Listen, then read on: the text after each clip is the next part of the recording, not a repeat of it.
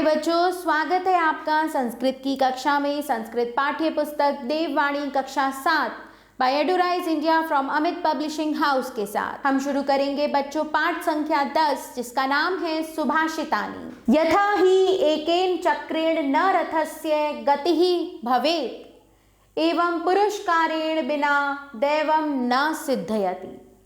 यथा जिस प्रकार ही एकेन चक्रेण न रथस्य गति ही भवेत्, निश्चित ही एक पहिए से रथ की गति नहीं होती है। आपने देखा है बच्चों कोई एक पहिए वाला रथ चलता हुआ, उसी प्रकार परिश्रम के बिना भाग्य की सिद्धि नहीं होती है। अगाध जल संचारी गर्वम नायाति रोहितः, गहरे जल में विचरण करने वाली रोहित नामक मछली कभी घमंड नहीं करती है। अंगुष्ठोदक मात्रेण शफरी फफरियार, किंतु अंगूठे भर पानी में इलिस नामक मछली फड़फड़ाती रहती है। सुखार्थी वा त्यजेत विद्याम, विद्यार्थी वा त्यजेत सुखम।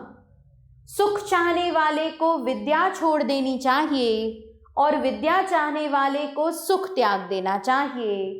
सुखार्थिनः कुतो विद्या, क्योंकि सुख चाहने वाले को विद्या कहाँ। विद्यार्थिनः कुतो सुखम, और विद्या चाहने वाले को सुख कहा।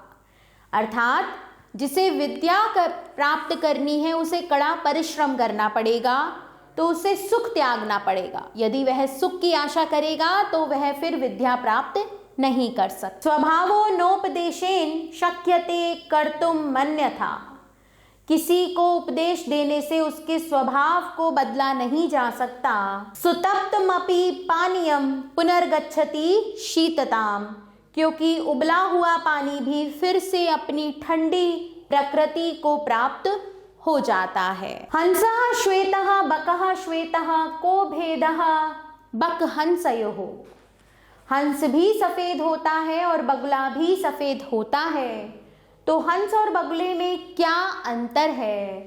नीर क्षीर विवेके तु हंसो हंसः बको बकः, जल और दूध में अंतर समझने के कारण हंस तो हंस है और इनका अंतर न समझने के कारण बगुला बगुला ही है। पिपीलिकार्जितम धान्यम, यानी के चींटी द्वारा इकट्ठा किया गया धान्य। मक्षिका संचितम मधु, मधुमक्खी द्वारा संचित मधु यानी शहद। लुब्धेन संचितम द्रव्यम, और लोभी व्यक्ति द्वारा इकट्ठा किया गया धन समूलम ही विनश्यति, निश्चित रूप से समूल नष्ट हो जाता है। शुरू करेंगे बच्चों हम शब्दार्थः। उदकम यानी जल, रोहितः मछली की एक जाति, सुतप्तम बहुत गर्म, शफरी एक प्रकार की छोटी चमकीली मछली, इलिस मछली।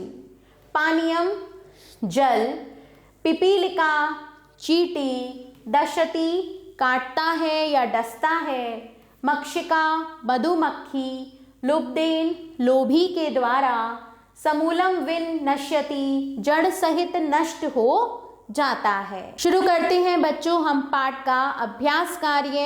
प्रथम प्रश्न है निम्नलिखितानां प्रश्नानां उत्तराणि लिखत, निम्नलिखित प्रश्नों के उत्तर लिखिए।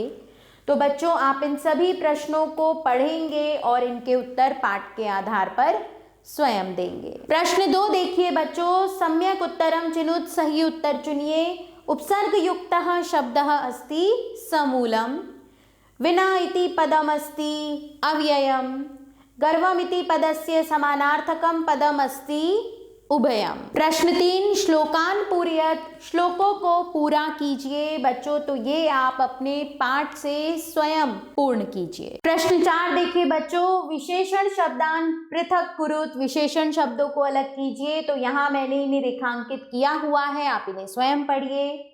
श्लोकान मिलयत, श्लोकों का मिलान कीजिए। लुब्धेन संचित द्रव्यम समूलम ही विनश्यति, अगाध जल संचारी गर्वम नायाति रोहितः, सुखार्थी वा त्यजेत विद्याम, सुतप्तमपि पानीयम पुनर्गच्छति शीतताम। और इसी के साथ बच्चों हमारा यह पाठ यहाँ समाप्त होता है। आभार बच्चों, मिलते हैं नए पाठ के साथ।